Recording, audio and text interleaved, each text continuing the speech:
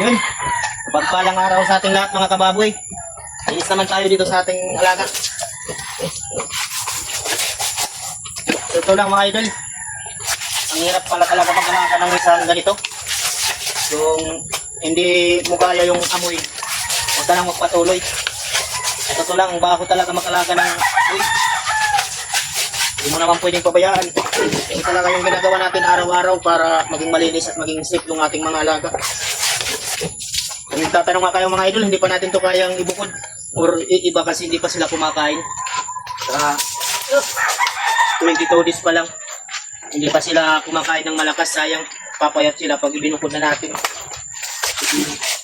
Pagdating talaga sa pag-alaga mga idol, sobrang mabaho. Pero kung hindi kaya ng sikmura mo, huwag ka nang mag-alaga para hindi ka naman pumayat. Kasi kung mag-aalaga ka na hindi kaya ng sikmura mo, pagkain mo pa lang, hindi ka makakain ng maayos. Ganyan pala natin ang charger.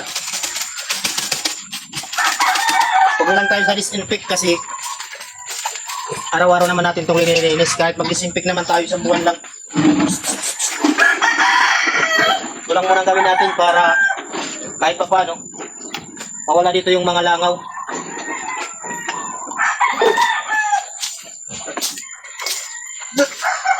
Sabunan, lagyan natin ang sabon.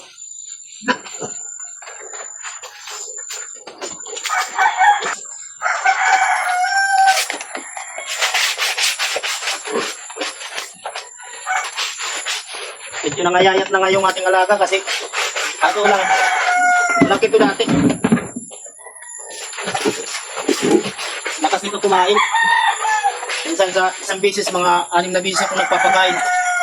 Halos daming ubos nito na fits. Kasi marami yung yung anak niya, 11.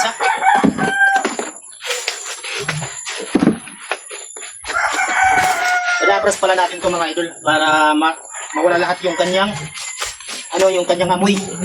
Maamoy kasi yung katawan niya pag walang sabon.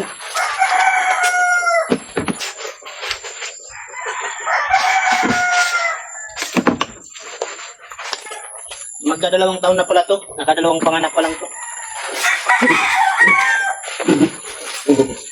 Hindi na yun. Siyempre, nag-iingat tayo. Baka kahit kanong kamabait yung ating alaga, kung magalit, delikado.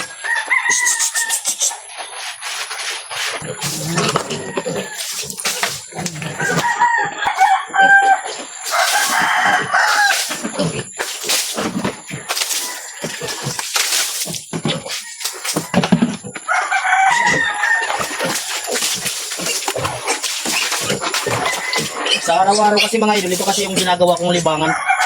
Kaysa sa kumambay lang tayo, ito natin inaayos yung ating alaga.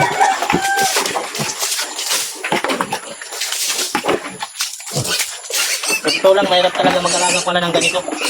Alaga ka ng pig. Mahirap pala mag-alaga kasi malakas kumain yung ating inahin. Pag wala kang pambili ng pigs, mahirapan ka.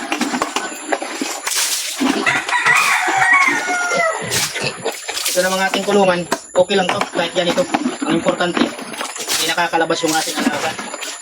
Magdadalawang taon na pala, o mahigit 1 taon na to. 2 panganak na dito. Kaya pag nabili na to, labas natin to, ayusin natin itong kulungan, papalit natin ng kawayan pa rin. Pero, kahit gaya nito na marami ng sira, kaya dinugtong-dugtungan na lang. Bago yung gagawa natin dito. Kailangan talaga natin to ayusin mga idol. Itong ating kulungan kasi sa February or sa March maglalandi yung ating inahin. Baka mabuta naman to na buntis na siya. Nahirapan tayong ilabas. Kailangan ngayon pa lang hindi pa siya maglalandi. Ayusin natin yung kulungan ulit. Kasi kagaya ngayon, nabutan yung paglandi na hindi na natin naiayos. Kasi nung nagbagyo nga, hindi na siya nailabas dito. Si ayaw nang tumayo. Kaya pinabayaan ko lang dito sa loob. Yung ating alaga, 22 days na to ngayon. Siyempre na ito. Ito. 22 days na to ngayon.